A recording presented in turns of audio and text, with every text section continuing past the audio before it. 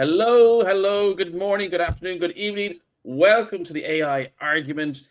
It's been a brilliant week. I got a suggestion last week that I should have a countdown clock behind me. I agree with the select suggestion. I may get it together. We are approximately 23 months away from AGI by my own reckoning. The head of SoftBank agrees with me. The head of every big model company agrees with me. Even the dogs in the street agree with me at this stage.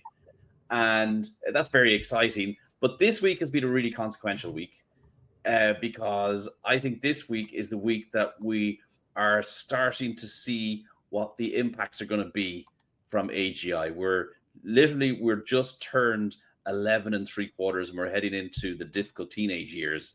And my prediction is that in the next couple of months, this is going to become a very big topic. But before we get on to it, how was your week? How are you getting on? Very good. Very good. Yeah. Loads and loads of like AI news. But I think it looks like the big story is probably deep research, which I actually haven't been following massively, but you have. So I'm looking forward to hearing all of your thoughts about deep research and why it's probably like the biggest news of the moment in AI. Yes. So deep research, for those who haven't seen deep research so far, is available so far only on the pro plan. So you got to pay $200 a month to get access to deep research. And I should have clarified, this is OpenAI's deep research that we're talking about, because of course Google also have a deep research. Like, what is going on with AI companies and their naming structures? The curse of AI naming strikes again. And of course, so we've had OpenAI deep research, we've got Google's deep research, and we had the deep other people that released the Chinese model that we don't like talking about. You can now go to jail in America if you download it. That was also deep research. So now we've got 3 deep researches. Sorry, DeepSeek, sorry, that was DeepSeek. Sorry, my bad. DeepSeek, not deep research. But I'm so sorry, close. go to jail if you download it in America. Yeah, there was a law. It's not yet, Frank, so download it fast. But there was a law put forward in Congress where you could get put in jail for downloading DeepSeek and other Chinese models. Anyway, let's not go there. That's just ridiculous. So, so we have deep research, right, published by OpenAI. It's their first proper agentic system. It uses O3, their biggest and bestest model, and you can ask it to research stuff, and it will go off on the internet, and it can spend 5 minutes, 10 minutes, 30 minutes, whatever it deems necessary, and it will give you back a report. Now, this isn't just me saying it, right? Everybody that I have seen, right?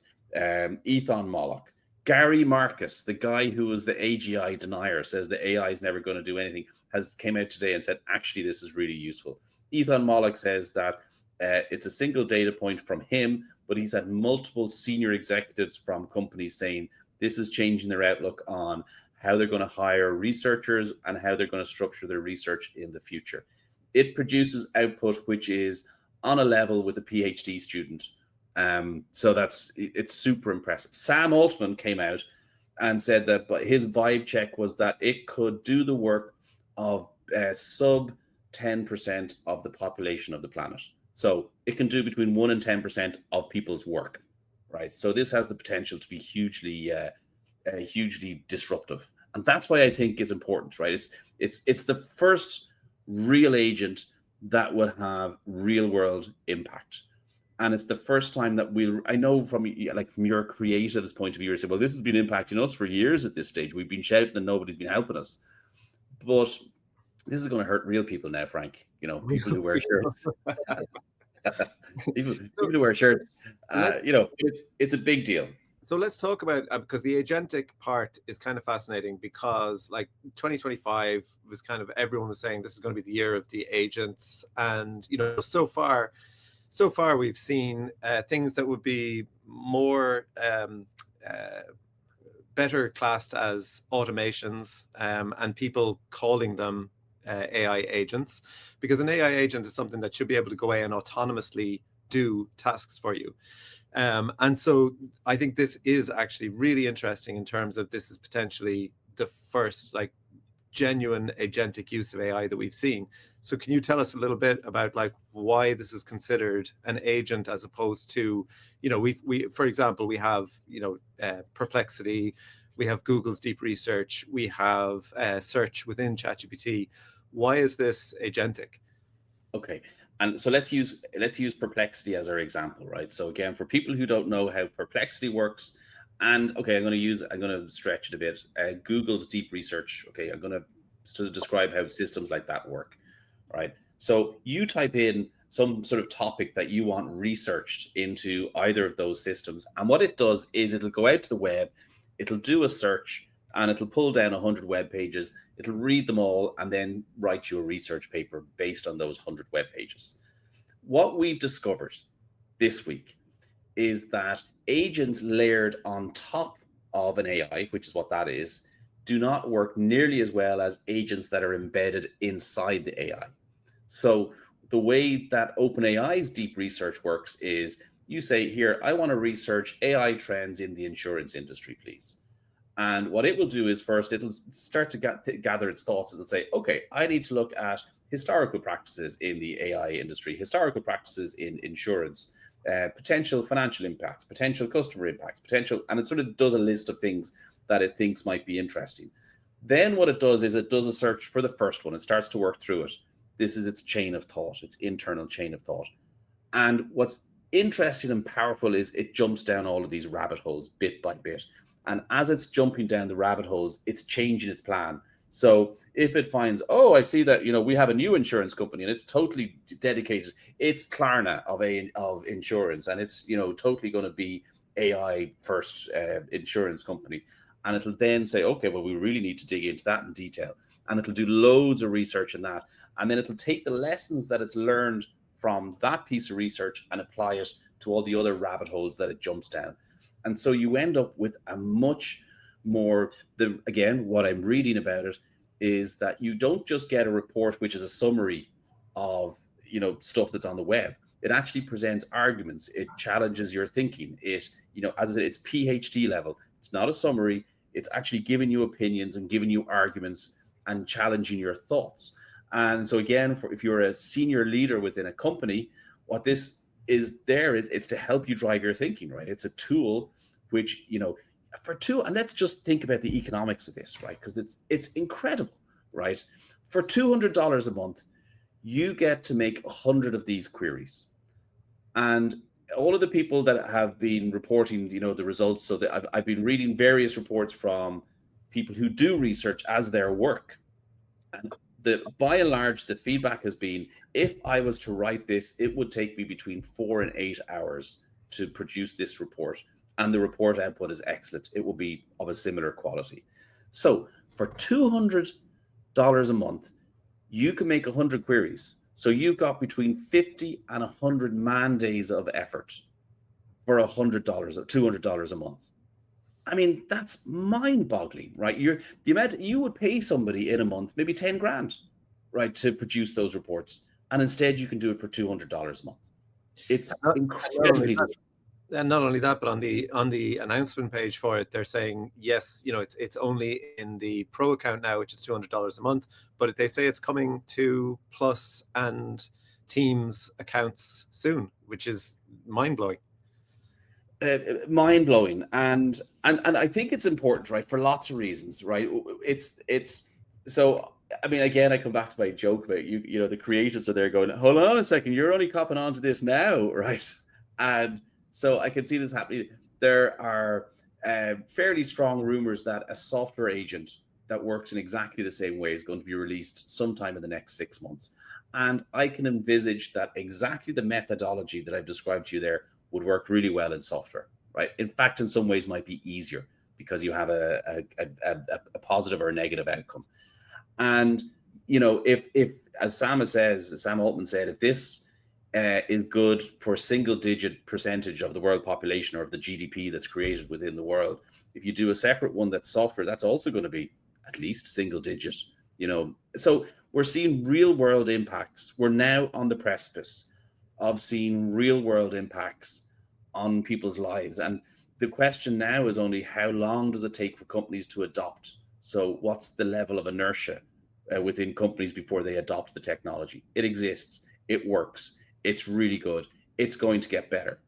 And I point out right to this because this is why and then you can sort of quiz me some more, and we can talk about other implications. But so in September of last year, there was a metric released. It was called, what was it? The world's humanity's last exam, Right. right? Yeah. And this was supposed to be the hardest exam, like just the most toughest exam that you could possibly. Had thousands of questions from the best experts. This was going to take years to crack. And when it was released, the best model got, I think, 1 or 2%. It was 1.2%. The last, I mean, 2 weeks ago, sorry, Yeah. up until last So Friday. GPT 4.0 is like 3.3% on humanity's Yes. last exam. Yes. And up until last Saturday, the best result, which may have been DeepSeek, in fact, I can't remember, but it was 8.3%. On Sunday, when Open Research was released, that percentage went up to 26.6%. It's literally a hockey stick, right? It's 1%, 2%, 4%, 8%, 26%. The next data point is above 50, and the one after it's 100. It's and that's humanity's last exam. And just for fun, here's one of the questions from humanity's last exam, just so you get an idea of like what I think there's 3,000 questions in the exam, and I had to laugh even just trying to read this question. So here's the question: hummingbirds within I can't even pronounce this question. Hummingbirds within apodiforms uniquely have a bilaterally paired oval bone, a sesamoid embedded in the caudolateral portion of the expanded cruciate aponeurosis of insertion of M. depressor caudae. How many paired tendons are supported by this sesamoid bone? Answer with a number. Well, Justin, how many? I think you'll be quite amused to find the answer is 0.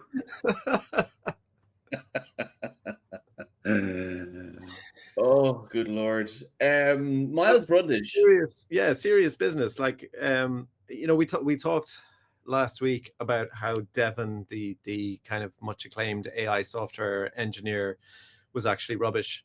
But if something at this level is brought out for software engineering, and if it is indeed as good as they hope it will be, then yeah, you're absolutely right. Like we will really start to feel those difficult teenage years, as you call them, and it just reminds me a little bit of, we talk a lot on this show about how we really need to be addressing what on earth happens next in terms of human employment and job displacement, etc.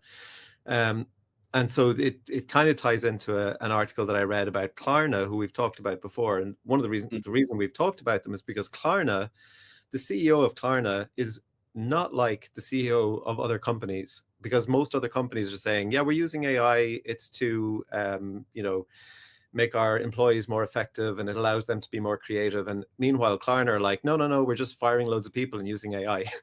And we're being bizarrely kind of upfront about the fact that they're just replacing people with AI. They famously said that they had like gotten rid of most of their support team and had replaced with AI. Then they said they were getting rid of a lot of their software as a service, and they were building their own AI solutions. But this article was questioning, like, why are they so upfront about it? And they had some interesting thoughts on that. But the kind of crux of it was that the company was actually shrinking, and that they had an IPO coming up, and that this was a very, very clever positioning where they were saying, yes, the company's shrinking, but we're actually really, really valuable in terms of this IPO because we are cutting edge and we're efficient thanks to AI. So, and they were saying that a lot of the claims that Klarna were making were a little bit exaggerated. Yep. However, what that doesn't take away from is that he is at least getting the conversation started around, look, companies may be saying, oh, this is all just to make people more efficient and allow them to work on more creative tasks, allow them to work on more strategic tasks. But the bottom line is, we all know that there's a lot of companies will very, very gladly shed a load of the workforce if they can replace them with AI. And we need to be having that conversation. And so the article was just pointing out that, yeah, okay, even if his motives aren't quite where we would like them to be necessarily, at least it is opening up the conversation, because things are going to move fast now, and this is going to have an impact, and we need to be thinking about what it is we're going to do. And let's think a bit about who it's most likely to have the biggest impact on, right? And I would argue, let's just use the open research example, right? Let's just stick with that one. The two people I think that will be most impacted by that are young people just out of college, and old people in the last 10 or 15 years of their career. So gray-haired people like us. And the reason that those people get most impacted is because a very natural response from companies to say, well, there's no point in hiring any graduates.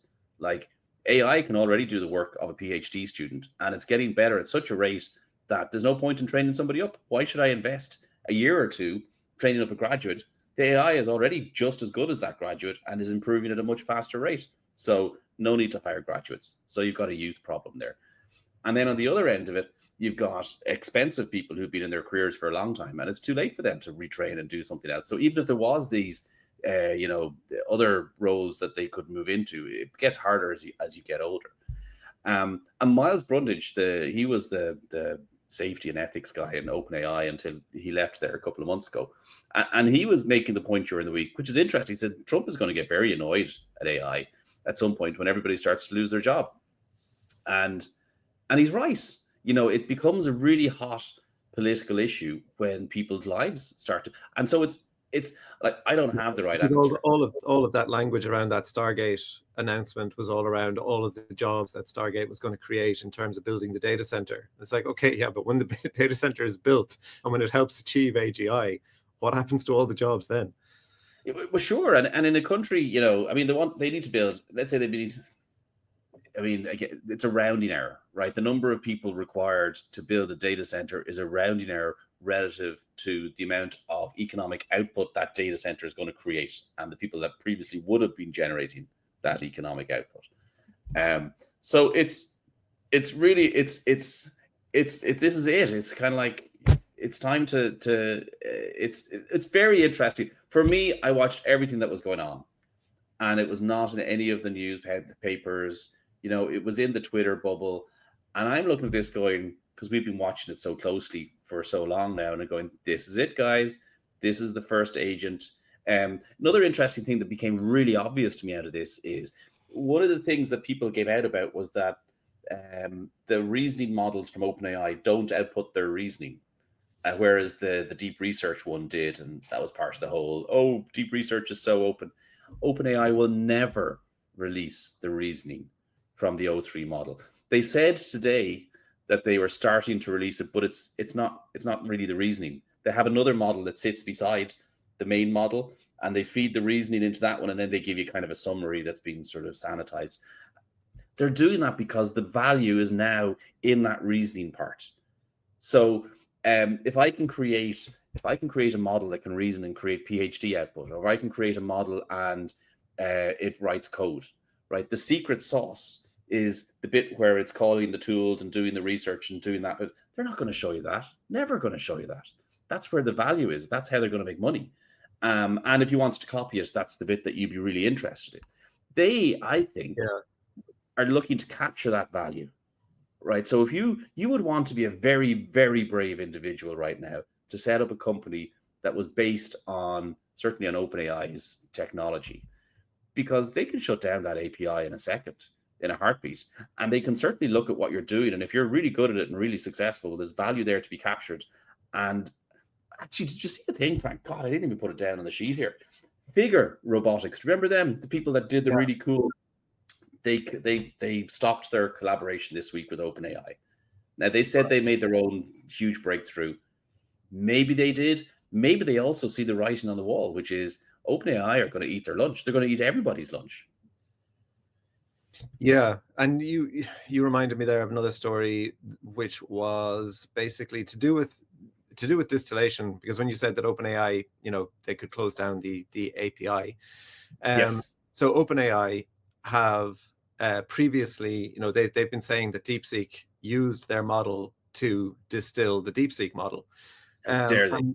And there was researchers trained an OpenAI rival in half an hour for less than $50. So this is directly related to this in terms of they didn't use OpenAI's models in it. I think it was a Google model they used. They took an open source model. They distilled a Google model and fine-tuned and distilled a Google model, and then basically created this small model that was as rivaled one of OpenAI's models at least. So if anyone can take a small open source model, distill using somebody's API, and create a model that directly competes with it, obviously it is against the terms of service, but people are out there, researchers are doing it, DeepSeek allegedly did it.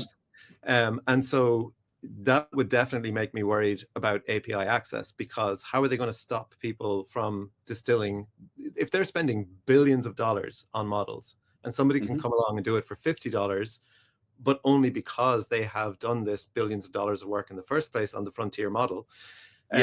Then it definitely makes you question, well, does it make sense for them to allow anyone to be able to distill? And, if they can't control it, if they, an interesting thing about that particular story was the number of messages they needed to train the small model. It was fantastically small. So I think, correct me if I'm wrong, it was 1,000 messages. Is that correct? I think they started with something I can't remember, like 50,000 or something, and then they realized that actually they were getting no benefit from it, and they kept whittling it down until they did it with 1,000. Yeah. Incredible. Now, when I was looking at that, it made me think a lot about, because there's potentially good use cases. Okay, the other side of that coin is maybe there's some pretty cool things we could do, right? If I can take a model and I can train it with just 1,000 examples and make it really good at a thing, well, maybe there's some valid use cases. Maybe there's a business use case there for that. And I sort of tossed it around. Yeah. And I think there isn't, but maybe I can give you 2 examples where there is.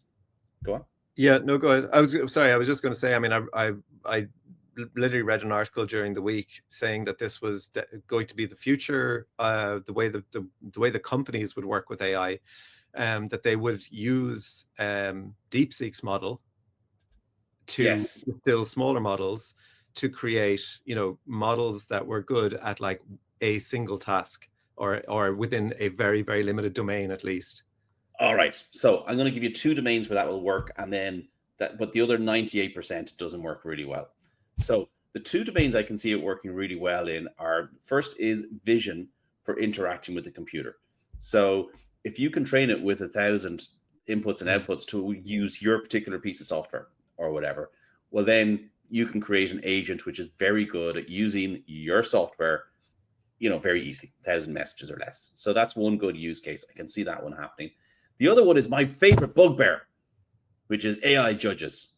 So if you can create a distilled, which is perfect because, judges, you don't need that much brains to be a judge.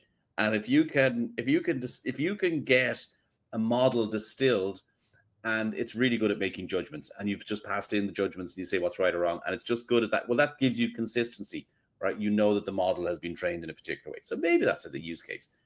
But my big problem after, I was getting kind of excited going, oh, maybe this, maybe we could do things with this. But if the big models, the other thing we learned this week is that this idea that the models are getting cheaper by 90% every year is still holding true. So, the models are getting cheaper and cheaper and cheaper and better and better and better. Let's take a real world example. Let's say I want to make a claim system. No, let's pick a different one, right? Let's say I want to make, I don't know, give me a good use case for an AI system that's procedural. I want to make an AI system that's going to help me transfer money in banks. Whatever, something like that, right? I want to make an AI system that detects fraud in bank transfers. That's a pretty good one, right? So I could do this trick, right, with 1,000 examples, and I've now created a fraud system. That's great, but it's kind of set in stone, right? It's because it's dumb, right? It's good at doing that one thing. Yeah. For the same money in 12 months, I'll be able to have the big model that's really smart. And I'll just be able to give it a Word document, which has all the things I want you to check for and, be careful. And if I want to change its programming, so if I want to make a check for some new threat or whatever it is, I just write, an extra line into that Word document. And my big bad model is smart enough to be able to understand the Word document. So it's more malleable and you can change it over time easier. So I think the big model will always win over the small model, except for AI judges. So I have a question for you, right? Because supervised fine tuning, Yes, distillation, yes, and even enterprise level retrieval augmented generation, or RAG. yes. These are things that are generally speaking, except for really, really simple RAG implementations, but generally speaking, those things are above my pay grade. I'm not technical. I'm not, Yes. I'm not an engineer. Yeah. What scale of company do you think you would need to be, or what kind of resources does a company need if they're thinking, let's do it, let's distill let's take a small open source model, let's fine tune it, and then let's distill the model using like DeepSeek's reasoning model, and we'll have this small model that we can use internally for this internal business process? Interestingly, I think the smaller you are, the better. I think that, Right. yeah. So I think that if you're a big company, I think it's really hard to do what you've described there. However, if you're a small company, I think there is a window of opportunity where you could gain advantages against the big company by adopting that technology. So it's the Klarna argument, right? So we're going to do payment processing, or we're going to be a mortgage company, right? And so in Ireland, we've got Bank of Ireland, AIB, all these people, and they're just so old and old fashioned and whatever. We're going to set up a mortgage company. We're going to do it completely with AI. We're going to train the model, and our overheads are going to be tiny as a result. And so you're dependent on like two or three. It doesn't take a lot of money, doesn't take a lot of time. And if you get two or three of the right people, it doesn't take a lot of people either, right? The knowledge is out there. In fact, I would say to you, Frank, one or two good people and $200 a month on OpenAI's deep research, and I'm not joking, would go a long way to making anything happen.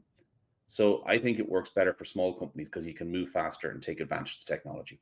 And that's the other thing, which is so unsettling at the moment, which is all of this is going to be throwaway work anyway. Not going to matter in a year or two, right? Whatever you do now, you're going to throw it out in a year or two, because what's going to exist in a year or two is going to be so far ahead of what we have today that you're just going to laugh at yourself for it was child's play, the stuff that you're doing right now. So loads of opportunity. It's kind of it's a weird conundrum though, isn't it? As in companies, companies are going to be tempted to do this rather than pay ongoing subscription fees to the likes of OpenAI. And yet, if we don't have companies like OpenAI developing the frontier models, then we don't, as you say, we won't get to that point in 2 or 3 years where. Yeah, I don't think that'll work though. That's why I'm saying that OpenAI will never release. They will never release what's going on in the chain of thought, right? They are now going to start releasing. They're going to start releasing. Yeah. They've got an agent for deep research. I saw a screenshot of a sales agent. They're going to release a software development agent. They have a team, by the way, in OpenAI. But isn't this where the open source community could end up eating their lunch then? I don't think so. Sorry, I don't think so, right? I'll explain to you why. But I discovered this week that OpenAI have a team that studies the potential GDP, gross domestic product, impacts of their technology. And they use that team to specifically target the most impactful use cases. So they are specifically looking for the agents which will have the biggest economic impact. And they're going for those ones first. That's mind-blowing, right? So your question is, will open source? At the moment, it seems apparent to me that OpenAI are about 6 to 12 months ahead of the game, right there. So everybody was like, oh my God, Deep Search have released that model. That was O1, which was released back in September, and they probably had it 3 or 4 months before them. So, I mean, and OpenAI will cannibalize that paper, and they will apply whatever they did not do already to their technology. But this thing is going to happen where if they release a software development agent next, they're obviously going to use that on themselves, and their models become self-improving then. And I don't think open source will be able to catch up at that point. I don't think anybody will, right? Whoever gets to that self-improvement flywheel first probably has an unassailable lead. What did you make? Because you just mentioned there that OpenAI will never open source their models or the chain of thought or Yes. anything basically. So what did you make of the bizarre statement in a recent Reddit Ask Me Anything, where Sam Altman said that somebody asked him, would you ever consider open sourcing the weights of the models, and he said that he felt like OpenAI was on the wrong side of history in terms of the open source question. It seemed like a totally bizarre statement, completely out of left field from the company that everybody has been saying, like, they're ironically named OpenAI at this point. And what on earth was that about? I have this mental image in 2.5 years' time when they've created AGI. Sam Altman is going to turn French. He's going to be in his enormous villa in the south of France. He's going to have a white cat, and he's going to be stroking it, and he's going to be, so I was on the wrong side of history. So what? I've got my big car, I've got my big villa, I've got my white cat. I've been pretty good with, if this is the wrong side of history, I'd love to see the right side, because this is pretty sweet. Yeah, it kind of reminds me of, I don't know how many episodes ago, when I was saying that Sam Altman sometimes just seems to like say anything that comes into his head about AI at that given moment. I think at the time I was just saying that he doesn't seem to have the same convictions of somebody like, say, Suleiman or even Dario Amodei, I guess. But yeah. Can we finish? Because this is quite a funny story, right? Yeah. And this has been the OpenAI half hour, right? But I just want to talk about Pliny the Liberator.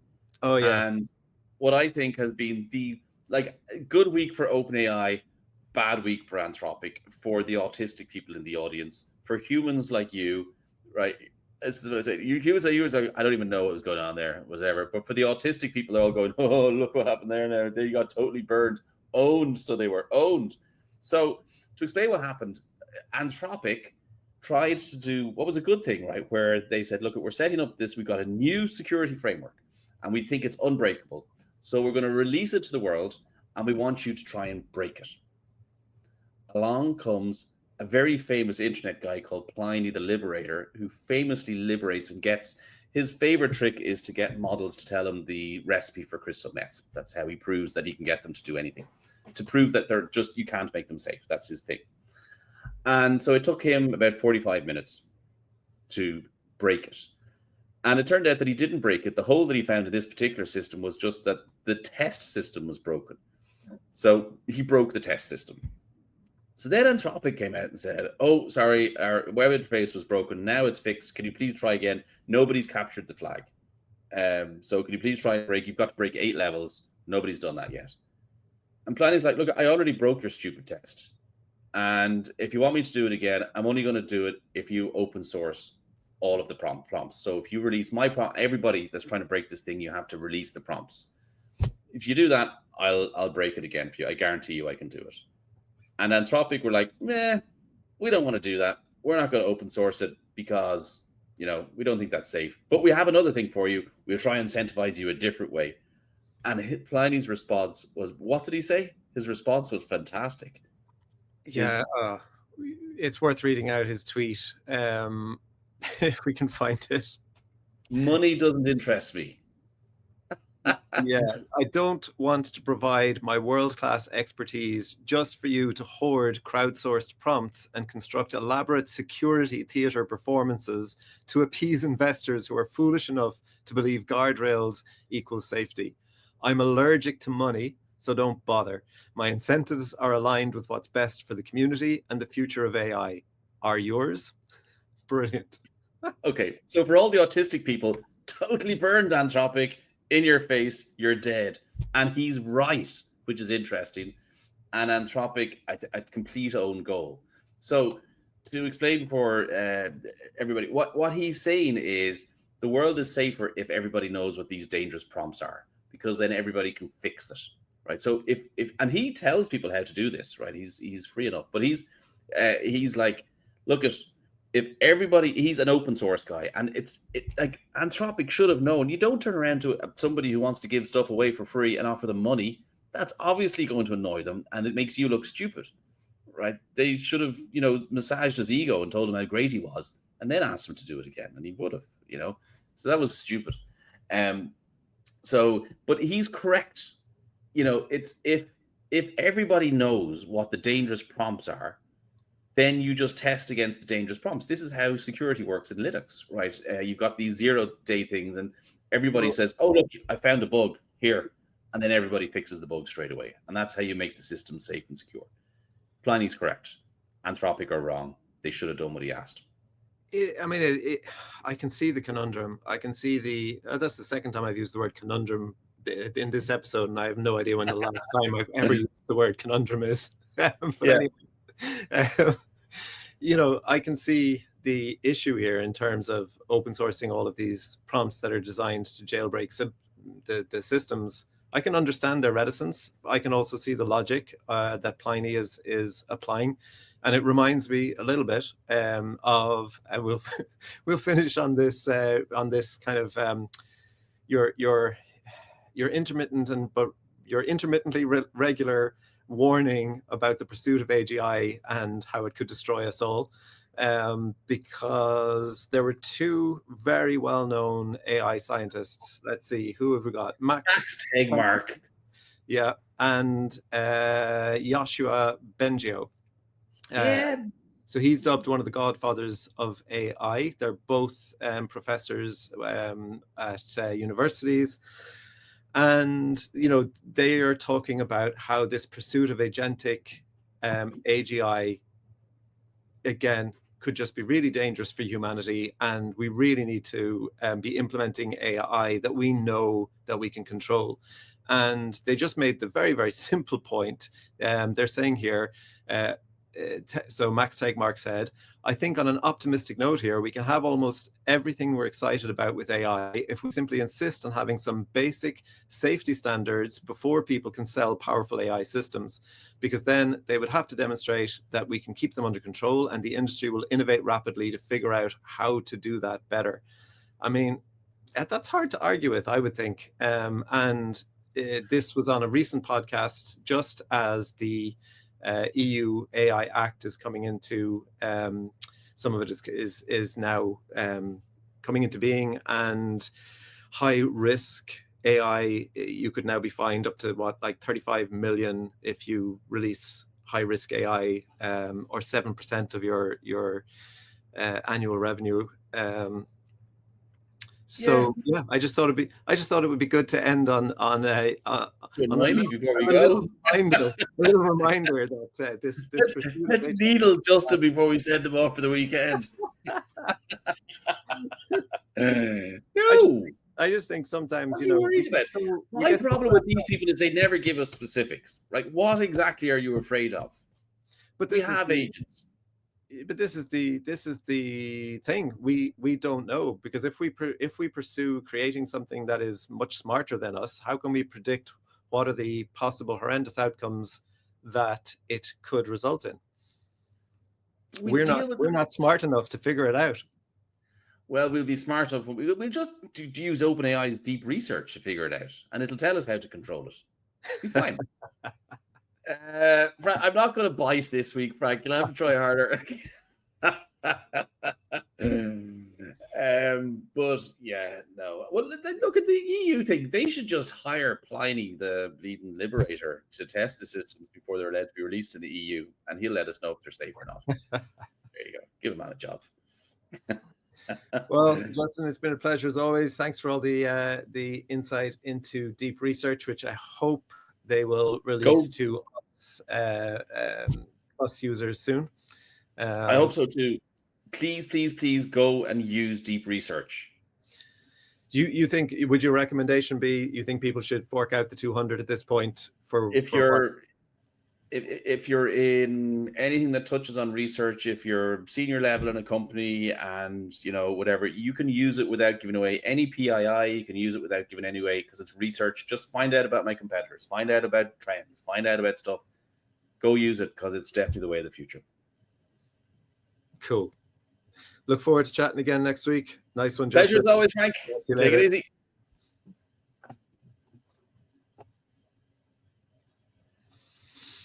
We are still Very live. good. I'm still trying to end the stream.